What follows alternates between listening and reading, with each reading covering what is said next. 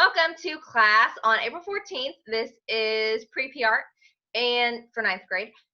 If you are watching this and you haven't turned anything in yet, or if you're missing a project, I want you to know that I want to help you get the projects in. So up until this point, what we've done is we have done a project on surrealism, we have done a project on playing with your food, and then I'm going to give you something to do today.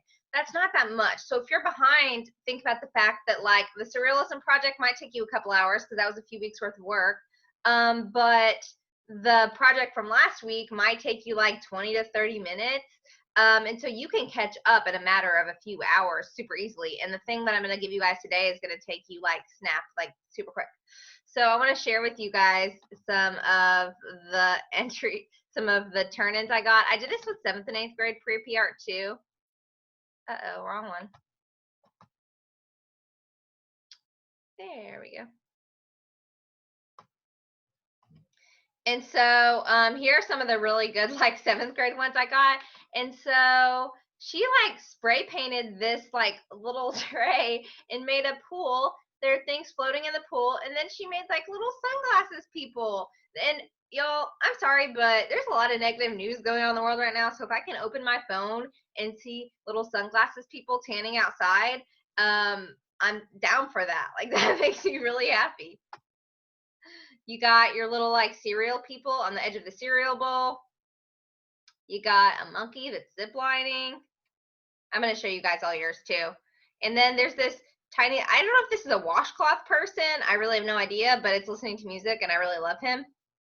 And then this is a murdered marshmallow, which I thought was really hilarious. And I wouldn't have thought of that. So I think that it's really cool to see, these are y'all's. It's really cool to see that you get one assignment and then people interpret it in all kinds of different creative ways. And so using the chat box, I want you guys to say, just like describe one of them. I didn't put the numbers next to them this week, but describe one of them that intrigues you just by looking at it like super quick with all of them together. I'm going to tell you mine too, but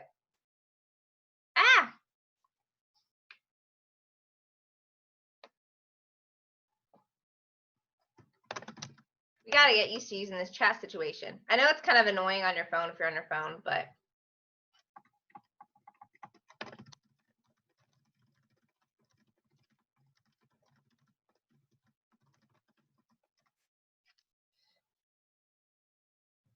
so while I'm waiting for you guys to do that, use the chat. Use the chat. Oh yes, the one with the raspberry hair. That's Emerson's. I'm gonna kind of look at all of them. So we got a stack of tanks over here. And I'm gonna look at some of them a little closer. Banana boat, wallet eyes, this stay home one. This is a quarantine Olympics that Ashley did, which is really funny. This little potato guy. I mean, there's so many different things going on. Yeah, I like the bear one because I feel like I want to go after this and make that with my food, and I can do that really easily. Also, but I want to show you guys some of the ones that I like pulled up and looked at. So when you guys turn them into Arsonia, I see a little clip of them, but I can't see like a lot of detail unless I like pull it up and download it. So I pulled up a few of them and downloaded them because I wanted to look at them closer and see like what they were made out of. And I think that that's kind of cool too when you think of things like this. Is I'm like, okay, she's got berry hair, bread like face. I think this is orange peel. What is this, Emerson? You can unmute or you can type it. It's whichever. Spacebar. Oh, lips. I meant like, what did you make it out of?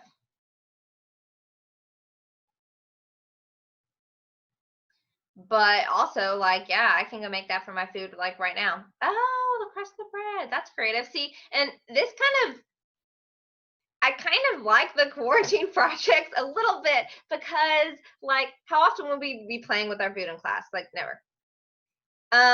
This one wasn't super elaborate or anything. This is Olivia's, but I just thought it was really funny because it commented on the things that we're doing, like, in the world right now. I don't know if you guys have seen the TikToks where everybody's, like, has a blanket over their head, but That's just like commenting on the things that we're doing right now. Like this could be a student or a teacher, and you kind of make up stories around the things that you're looking at. And I kind of thought a lot of people would take this as like a really funny thing, but this is a little bit more serious take on it. And I think it's interesting too to see like either a filter or to play with lighting. And so these are just a few different things that were intriguing to me. And just the detail of these types of things is what makes it a lot more interesting to look at, right? And so this is a boat. I think this is like a makeshift fishing pole. This is Ellie's, and it's fishing for cough drops. Like, I just can't. Like, I love it. And some people, if you're watching this and you drew your thing, totally okay. Some people drew it. That was like next level extra, but I still love it. This is an iPhone walking AirPods. Like, I think that's awesome. So that's also an option of something that you could do as well. And if you loved your little like creations here and you want to put them into another artwork, go for it. Logan, I don't think I made yours big, but I thought yours was really interesting too, because you put the filter on it, and also like I wanted to pull it up and look like, what is this actually made out of? So that's why also I really like the artist statements, because I'm better able to get an insight into why y'all did what you did. And this is very much like a, hey, like pancakes out of records and using other things that like represent you. And the next project, which I'm about to show you, is going to be something that represents you as well. So before we start this, I want you to use the chat, and I want you to type something in, like if you had to be caught, if you had to be stuck in one room, like this is my one room that I have to be stuck in for the rest of the quarantine. Let's pretend it has a kitchen and a toilet and all the things. What is one thing that you would want to be, or that you would feel like you needed if you were stuck? Would it be your phone? Would it be your dog? Would it be plants? It doesn't have to be the only thing, but what is one thing that you feel like you would want in your quarantine space if you only had one space to be in? Would you want a person to be with you? Like what person would you want? I want Frodo. That's my dog's name. I'm going to type in the chat too. I also might want my cat. That's my fat cat back there.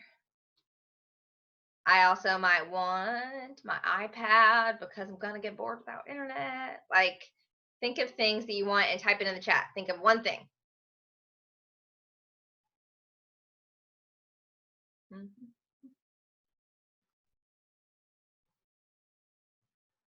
I'm going to stare at y'all until you think of one thing. But I'm going to talk a little bit while y'all are doing that.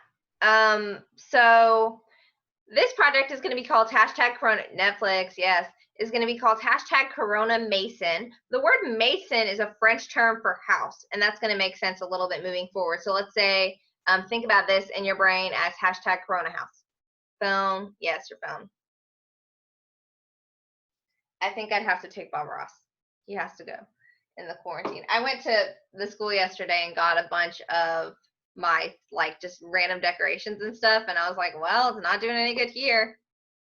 Phone, yes. Laptop. You all want your art supplies. Okay, so this artist's name is Penelope Begue. She is an illustrator based in Paris right now, and so she lives in France. She's going through this whole thing that we're all going through. And these are examples of some of her artwork typically. So she writes writes books and illustrates them.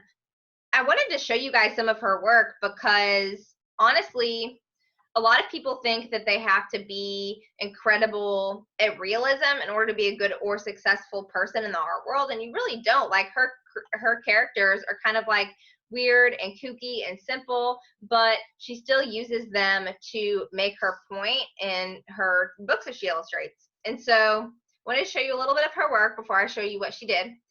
And it's cool because, again, I mentioned this a little last week. I think it's really awesome that we can follow musicians and comedians and artists on Instagram, on social media, and see like the behind the scenes of their coronavirus life. So I followed her on Instagram, or I looked her up on Instagram, and here's a picture of her cat and her yarn and her camera. She's doing doodles that are inspired by the things around her, like a person in a mask or somebody cooking, maybe somebody smoking. I don't know what's going on there.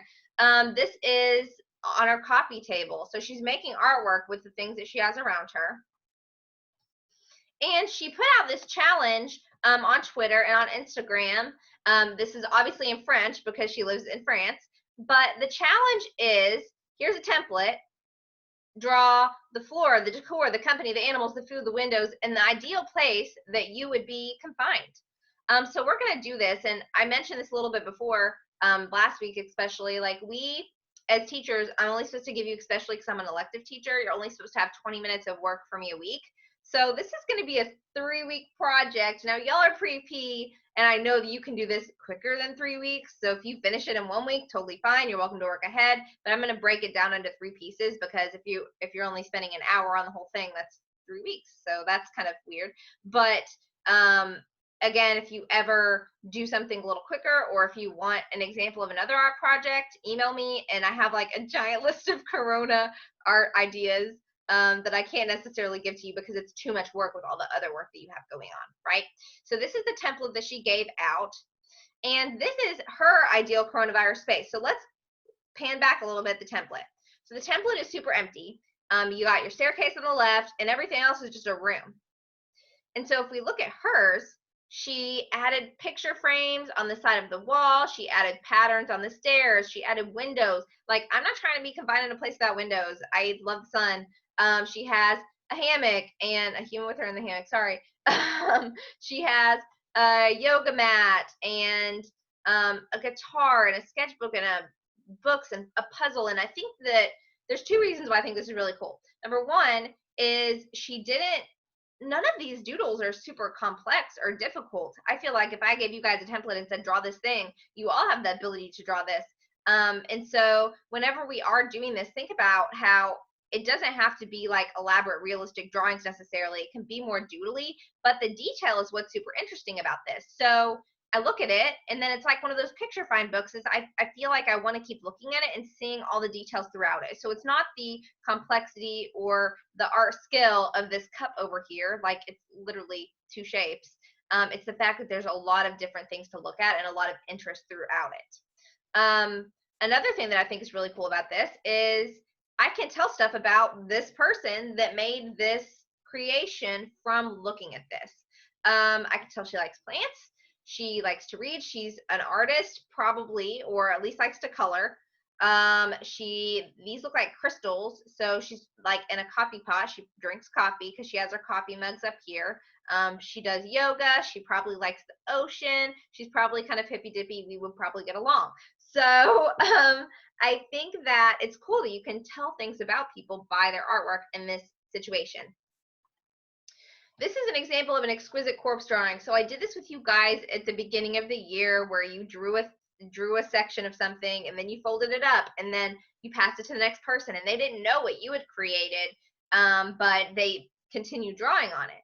And that is an example of exquisite corpse. Here's the French term, which I believe is cadavre exquis, but I'm probably butchering that. But this is where artists create work with one theme. So when we did this at the beginning of the year, we were creating work with, like, we're all drawing parts of the body, right? But we don't know what other people are doing. So in this case, you have a template. She's given this template out to artists and creatives, and then she has no idea what people are going to do with it. You have no idea what your classmates are going to do with it. But each person that creates a work adds to this overall composition and is collaborating together. So what she's done is she made a giant web page where she posts all of the people's things, and it's like this giant Corona Mason, hashtag Corona Mason, Corona House. And so whenever people finish their template, finish their ideal space, they upload it to social media if you want to participate in that, and they hashtag Corona Mason, and then she uploads it to that website. So different artists are creating their ideal room, and then they're making artwork together. And that's kind of cool, like thinking about the time, because right now we're all in separate households and we're having class together, and that's kind of how we have to do everything nowadays. Staff meetings, hangouts. My birthday is going to be quarantined, so I know, like, I'm gonna be having a birthday party on Zoom. So I mean, that's kind of representative of what we're doing during this time as a human person. the human race. So I'm going to show you a few artists that responded to it. So this artist, his examples of his artwork are on the right over here. His name is Nicolas Gun Drawn, and these are all French artists right now that I'm going to show you. And he uses like a lot of surreal, like weird characters in his artwork, and so he incorporated those characters into his ideal coronavirus space. Now, is this probably his ideal space? Probably not. He's not even really in it unless that's an example of him. But he kind of took a little kooky, like weirder turn on it, which I think is okay also. And you can even see how he used some of the color palette and used his own style in the creation of that. Pablo R. drew his, that's all they gave me, I don't that he drew his home studio. So his studio is a one room, basically where you live. In large cities, you get a studio apartment, so you essentially do all your living in one room. And so he has his mini fridge here. He has his TV, a couch. Over here looks like his drawing space. Right back here looks like a little bit of a workspace. He has yoga mats as well. So again, we're telling things about this person by just looking at the things around the room. Blade Runner, something about the patriarchy. He's got book or DVDs, I think, in here. This looks like a gaming system, a map. Maybe he likes travel. So you can kind of think about how, again, like this artist probably is a pen and ink artist also, or he likes kind of the comic-y style. And I also know a ton about him just by this picture. Some people are even taking a more creative like thing on this. Like this still has the staircase and it has all these little people in it. And so this person is still creating their ideal space. Like here's a person back here petting a cat. I think they're playing air hockey or pool. I think pool maybe. They're quarantining a lot of people, but they're just taking that same concept and doing it in a more three-dimensional way, which is also an option that you could do.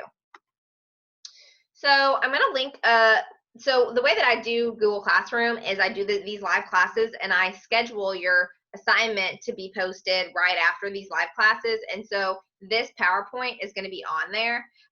But here is a link for other French artists that responded. But again, like look at all the different styles we have here. And what I would take from this as you move forward with this project is maybe I don't want like dinosaurs in my room, but maybe I like the way that they did this window, or maybe I think it's really cool that they changed the stairs up. So think about ways in which you can adapt it and change it. And you can use these works as inspirations with the link I just provided you, but I'm also going to provide you with the link of everybody who's submitted, which is really cool. And I'm going to show you guys some of those next week and how people have just been doing them super creatively. But if you want to work ahead, it's also on the PowerPoint. This one has a ton of animals. He's playing guitar on a laptop. Maybe he's like, and I think that that's cool too about the playing with food and about this is like, you're starting to create these stories around the artwork that you are looking at. And so I mention this all the time, like it's amazing if you can go outside and take a picture of a flower and draw a flower. I love that. We talk a lot in Pre-P about technical skill, but how cool is it if you can have a narrative behind your artwork and then it means something and people want to look at it longer. And just like the function of Instagram is to like keep people on the app longer, or TikTok, by the way, those algorithms are to keep you on those apps longer. The function of art could be potentially, or what you might want to do with your art is keep people looking at it longer. And I think that this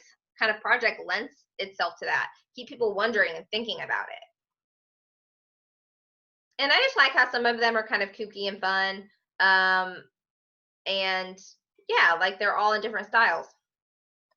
I'm going to back up real quick before I show you that. So what we're going to do as Pre-P class, and beginning art is doing this project too, but they're not going to do as in-depth as you guys. So this week we're going to brainstorm and sketch something out. Well, we're going to brainstorm mainly.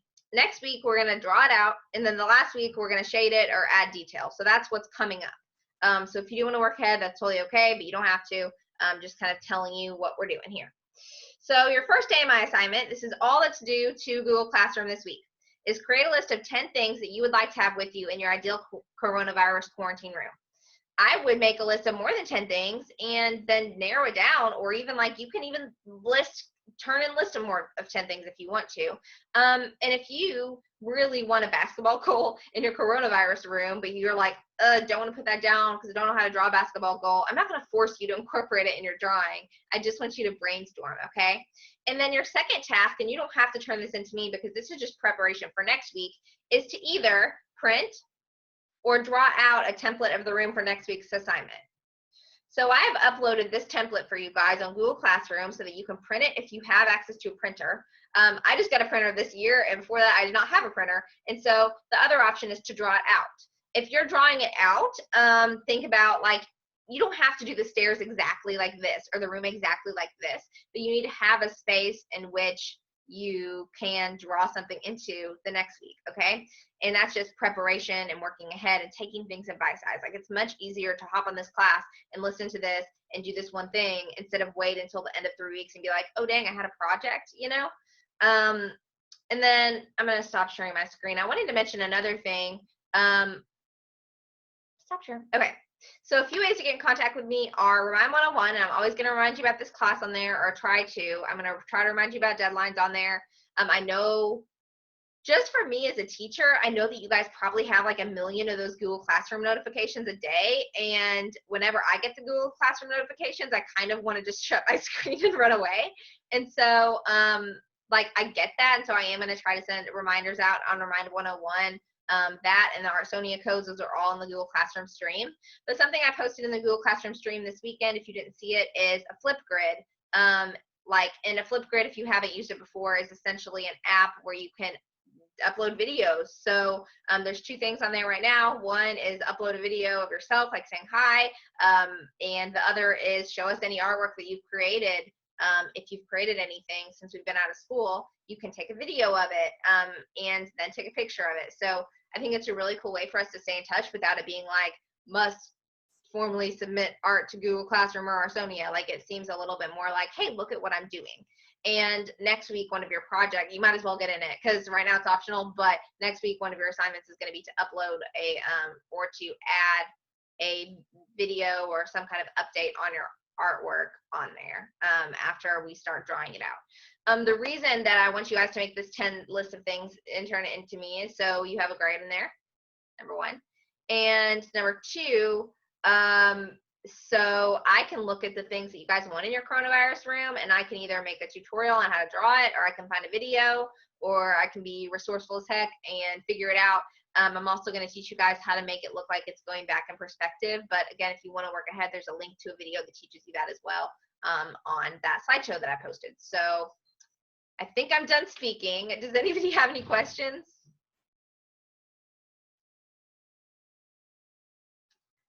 I think my room is representative of me. It's all like weird and colorful. But anyways, so if you guys have questions, you can unmute yourself and ask me a question. I'm going to stop the recording.